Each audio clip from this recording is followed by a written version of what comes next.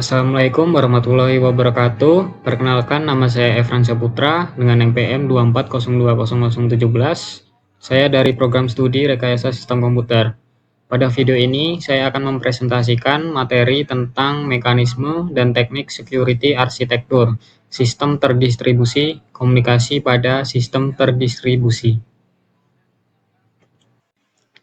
Baiklah, untuk materi yang pertama yaitu latar belakang. Perkembangan teknologi mendorong pengguna sistem terdistribusi secara luas di berbagai sektor industri.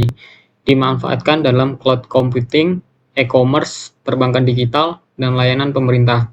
Keunggulannya yaitu kecepatan tinggi, skalabilitas, dan fleksibilitas operasional yang baik. Ancaman keamanan meningkat karena banyak perangkat yang saling terhubung dalam jaringan. Keamanan komunikasi dan perlindungan data menjadi hal yang sangat krusial.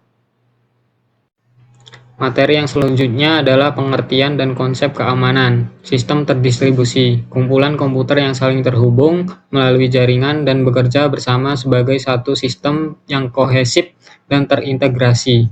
Pilar keamanan sistem. Kerahasiaan, data hanya bisa diakses oleh pihak berwenang.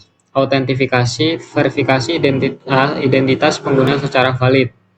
Keaslian data, memastikan data tidak dimodifikasi tanpa izin. Akses, kontrol akses berdasarkan saran dan kebutuhan. Ketersediaan. Baiklah, materi yang selanjutnya ada ancaman dan arsitektur keamanan. Yang pertama, ancaman keamanan. Ada penyadapan data, serangan DDoS, pencurian data dan informasi sensitif, pemalsuan identitas, akses tanpa izin. Prinsip arsitektur, keamanan berlapis, perlindungan di setiap layer. Prinsip less privilege, pengguna hanya diberi akses sesuai kebutuhan minimum. Security by design, keamanan dirancang sejak awal sistem dibuat.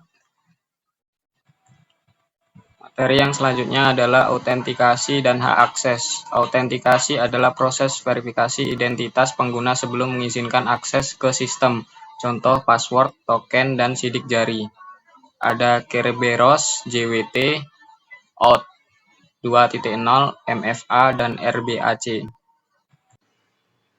Baiklah, materi yang selanjutnya ada enkripsi dan keamanan data. Apa itu enkripsi? Proses mengubah data menjadi format tidak terbaca tanpa kunci deskripsi, melindungi data dari akses pihak tidak berwenang. Simetris AES256, satu kunci untuk enkripsi dan deskripsi cepat dan efisien. Asimetris RSA atau AECC, pasangan kunci publik privat aman untuk dipertukarkan kuncinya. Kunci publik atau public key disebarkan kepada pihak publik untuk proses enkripsi pesan yang akan dikirim ke pemilik kunci. Kunci privat atau private key disimpan secara rahasia untuk mendeskripsikan pesan yang diterima, tidak boleh dibagi kepada siapapun. Kunci enkripsi harus disimpan dengan aman menggunakan hardware security module atau key management service. Materi yang selanjutnya yaitu komunikasi dan jaringan, TLS atau SSL, mengamankan komunikasi data melalui ekspresi end-to-end pada lapisan transport. SSH, Secure Shell, akses remote yang terenkripsi ke server dan perangkat jaringan. AIDS atau IPS, mendeteksi dan mencegah serangan secara real-time. HTTPS, HTTP dengan enkripsi TLS untuk komunikasi web yang aman dan terverifikasi. Firewall, menyaring dan mengontrol lalu lintas jaringan berdasarkan aturan keamanan. CAM, pemantauan dan analisis kejadian keamanan terpusat. Materi yang selanjutnya adalah keamanan cloud dan blockchain. Cloud Computing Security, keamanan cloud adalah tanggung jawab bersama antara penyedia layanan dan pengguna.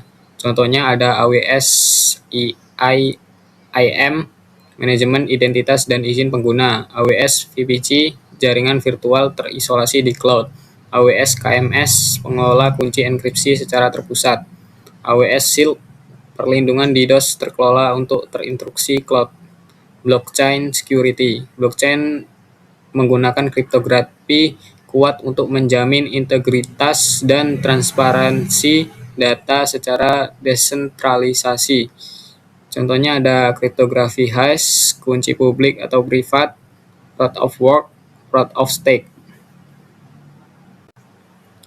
Kesimpulan yang dapat kita ambil yaitu ada 5. Yang pertama, sistem terdistribusi membutuhkan keamanan yang kuat dan berlapis di setiap komponennya. Yang kedua, autentikasi, enkripsi, firewall, dan IDS atau IPS adalah komponen keamanan yang sangat penting.